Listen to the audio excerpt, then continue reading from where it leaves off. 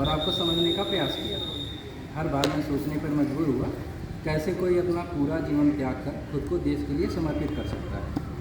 आपके लिए कितना आसान था अपने बीवी बच्चों के साथ वकालत करते हुए सुखी में जीवन बिताना, और आपने अपना घर त्याग दिया, प्रोफेशन को त्याग कर सिर्फ एक धोती में पूरा जीवन बिता दिया। यहाँ तक आपने अपने भोजन का भी त्याग कर दिया। आज 2025 में मैं युवाओं और बहुत बुद्धिजीवी लोगों से मिलता हूँ और उनकी बातें सुनता हूँ तो आपकी बुराइयाँ बहुत लोग करते हैं। लोग बिना सत्यता का अध्ययन किए अपना मत रख देते हैं। इतना ही लिखा है। हाँ, इसी में तो आधे लिखा है, समय के अभाव में। इससे आगे आप कुछ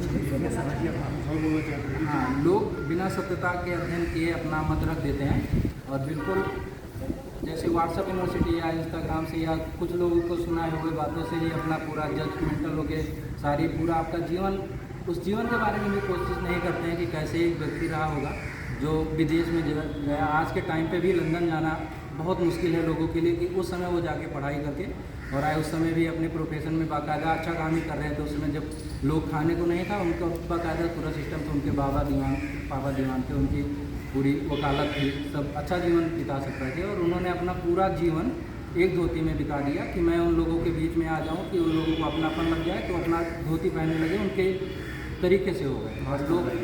हाँ, और फिर वो जो है उसके बाद भी लोग समझते नहीं हैं, उनका जीवन नहीं समझते। और मुझे बहुत कष्ट होता है इस चीज़ को कि आप ठीक है, आप जज करिए, उनको अच्छे से जज करिए, आपको हक है पूरा, हो सकता है उनकी चीज़ें गलत नहीं हो, लेकिन वो व्यक्ति अपना पूरा आत्मकथा लिख दिया, उसमें अपनी चोरियाँ बताई, अपनी ऐसी चीज़ें लिख दी।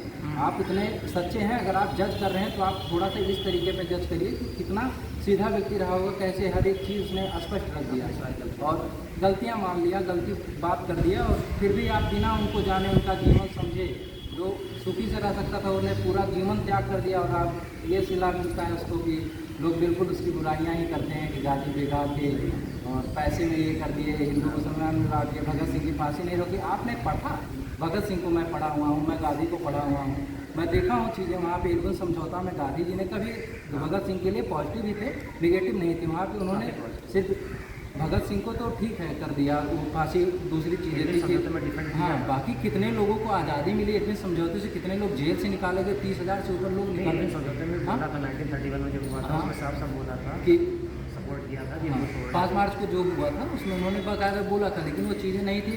पहले से उन लोगों का, ब्रिटिश का पहले से था कि इनको मारना ही है। भगत सिंह का खुद आप लेटर पढ़िए, उन्होंने अपने बाप, जब उनके माता पिता उनको रोकने के लिए बोला तो उन्होंने खुद बोला कि आप होंगे, बेशक मेरे पापा होंगे, लेकिन आपको हक नहीं है मेरे जीवन में करें और मैं अपना खुद, मुझे खुशी होगी क्या करें। उनकी माँ कहें कि मैं इसलिए कष्ट है मुझे कि एक भगत सिंह नहीं, मेरे ऐसे बहुत सारे बच्चे नहीं हैं। तो आप किसी को नहीं समझते हैं तो अपना जज मतलब करिए, लेकिन थोड़ा पढ़ने के बाद करिए तो अच्छा होगा, सिर्फ व्हाट्सएप न्यूज़ ना करिए।